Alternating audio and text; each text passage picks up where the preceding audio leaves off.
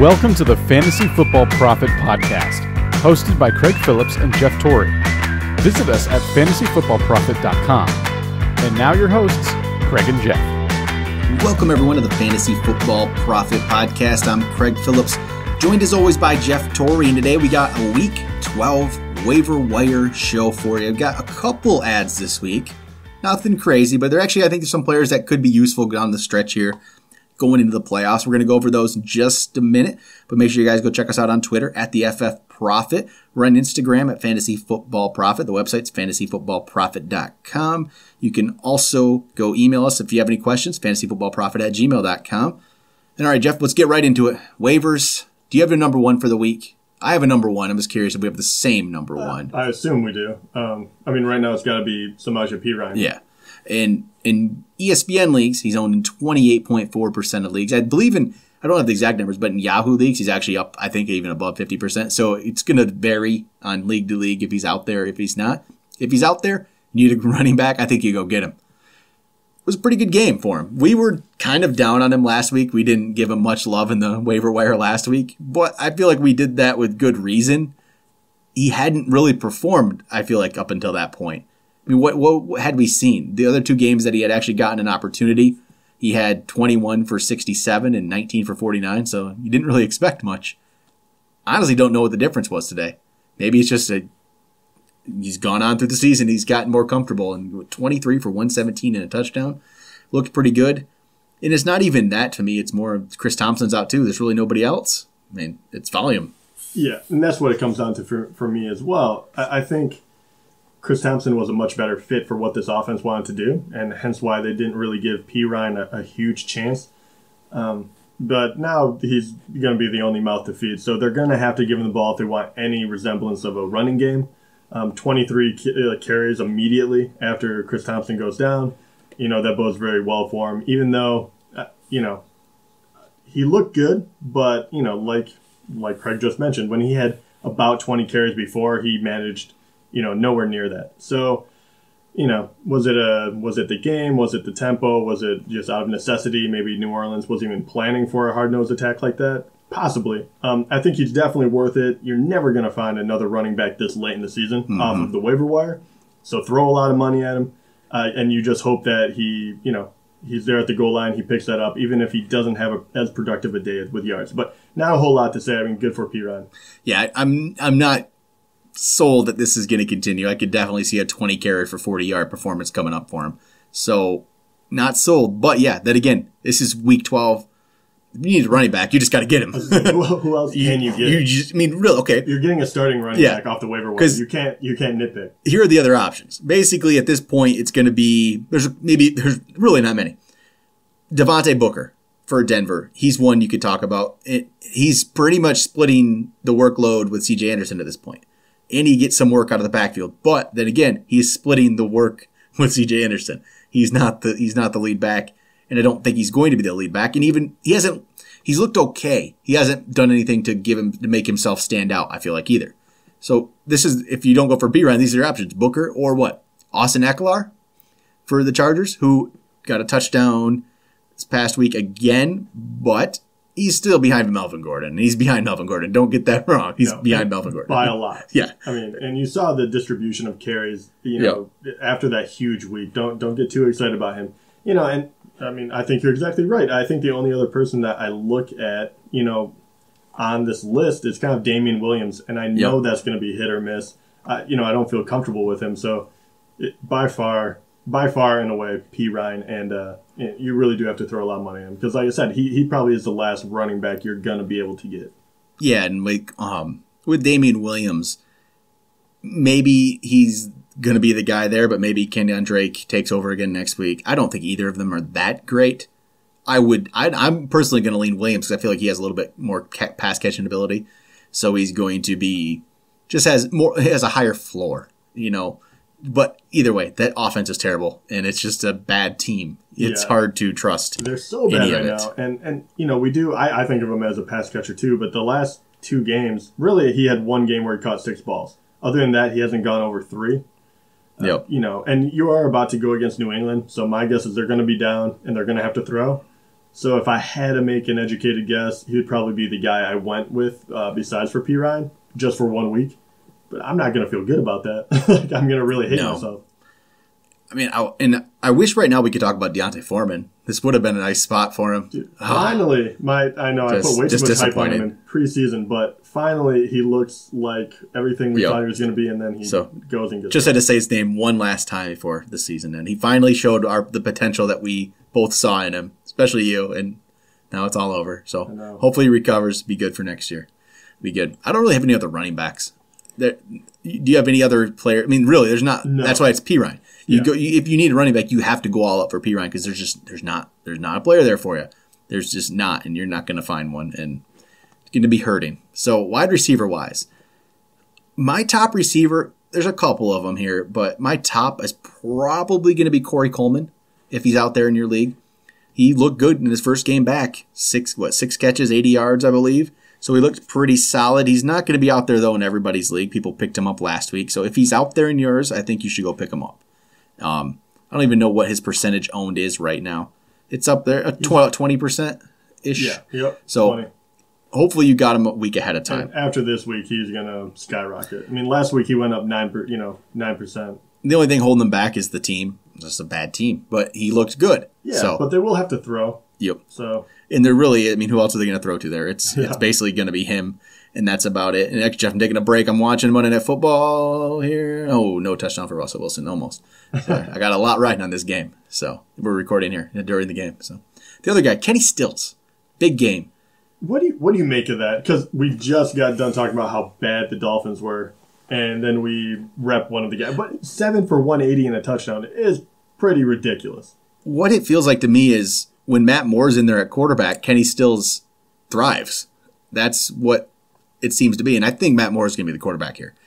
After Jay Cutler's 3 interception performance and going out with the injury, I think at this point it should be Matt Moore's team. And he looked for Kenny Stills. So that's where Kenny Stills is going to have some value for me. And it's not just completely, 100% deep balls and just that. He's getting some other catches. I mean, it's a lot of deep balls from him, but I like him. And he's been okay other weeks. And then that little stretch there, week 6 and 7, he got the touchdowns. And I don't know. I kind of like it. I mean, with New England, like you said, they have New England 2 of the next 3 weeks. New England's been much improved on defense. But Miami's going to be down, yes, and they are going to have to air it out when they're down. So maybe Stills can do something. I don't know. What do you think about Stills here? It's Kenny Stills. That's where it's hard to trust. Yeah, I don't trust him, but once again, you already made my point for me. 2 out of the 3 weeks, he's going to play Denver in the middle, which has been pretty staunch against the pass. Yep. Just in general, but New England has been, they have been better, but they're still not very good at protecting the the pass. So 2 out of 3 games, you're going to be able to play him pretty safely. I think he's a great a waiver ad for flex, option. What about Josh Doxson? Might as well bring his name up again. Yeah, I actually really liked what I saw, and Kirk Cousins was playing very, very well. He finally got some yardage, 4 for 81. Every game he looks a little bit better, and we already know he has that big playability. And Chris Thompson's not in there anymore. And, I don't think Perine is really going to catch those balls. So I think Doxson's just going to keep getting more and more work. So I do like him. I would feel a little uneasy playing him, but I think he has really good upside. Yeah, I agree. He's getting more and more as the weeks go on. He's looking. I think he's their best receiver. Honestly, I don't know if you agree with that. I actually think he is their best receiver. Has the potential to be for sure. Oh yeah, I'm not going to disagree with you. I'm not really in love with anyone on that team besides for I think Cousins was kind of hung out to dry by these guys. I like Crowder, but he hasn't lived up to the hype of what he could have been either. So Doxson definitely looks like the best athlete wide receiver that they have currently. And I think that's why they try to increase his plays. All right. Any other players that really stand out to you here? There's some names we can talk about. Dontrell Inman, I'll say for the Bears. He's now been there for 2 games. He had 6 for 88 in week 10 and 3 for 43 this past week. There's not much with that passing game, but if you're absolutely desperate, you're in a deeper league, maybe. He's a guy just to think about that you need to fill in. I mean, I'm talking deeper. This has to be a little bit deeper than that. But maybe he's the option there. And Zay Jones. You got Calvin Benjamin without an injury. I mean, Jordan Matthews still hurt. He had 4 for 68. Maybe this is the time that you start. And before that, you had the 6 for 53 and a touchdown in week 9. So is there a possibility Zay Jones does something? I mean, it seems like even though they're tied for that last playoff spot, it feels to me like they're just looking for the future, which is just a strange thing. But maybe they'll just throw the ball to Zay Jones. See what he has, see what he can do.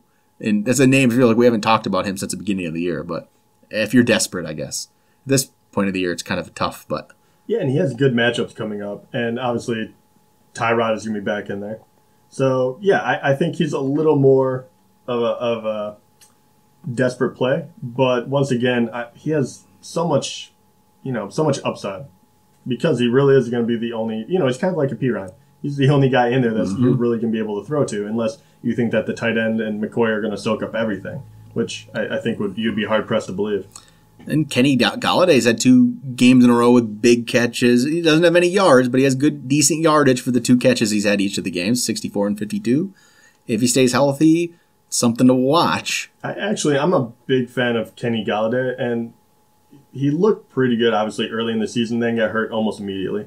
And the last 2 games, he keeps increasing his reps by a lot. And I think, especially with the way that offense is going, Tate and Marvin Jones have been on fire. And I guarantee that, this guy is going to be able to find some holes in the defense. Next week, going against Minnesota, a little sketchy on that one. But I really like Galladay's upside because we saw how dynamic he can be in the red zone earlier. Then if you're in a keeper league and you can stash players, I'm going to say it again, John Ross, Mike Williams, Corey Davis actually could have some value here yet. But those kind of players, go get them. Still, go get them. If your season's over and you're in a keeper league, just go start getting all these potential guys. That's what you got to do. But Corey Davis, I think, still might do something this year. I still think there's a chance that he actually makes an impact at one of these weeks.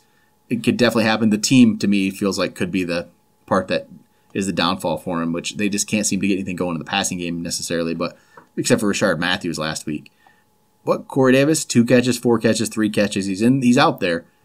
It's a good matchup this week. Maybe this is the week that he does something. I wouldn't shock me if Corey Davis had a nice 6 for 100 or something in a touchdown. I can see that. I honestly think in these last 6 games, he's going to have one of those type of games. And maybe this is the week. So maybe if you need a desperate play, throw Corey Davis out there. Maybe he'll do something for you. All right, any other wide receivers, Jeff? Nope. I didn't think so. It's that time of year. There's just every player that's good has pretty much been snatched up at this point. And then for the tight ends, not a lot. Charles Clay, possibly, but if Tyrod is the starter, which he should be after that whole Nathan Peterman experiment there, that was kind of ugly. Charles Clay plays pretty well with Tyrod. So if you need a tight end, this could be a good play for you. I'm still watching here. Ooh, almost a touchdown to Baldwin. He dropped it in the end zone, Jeff.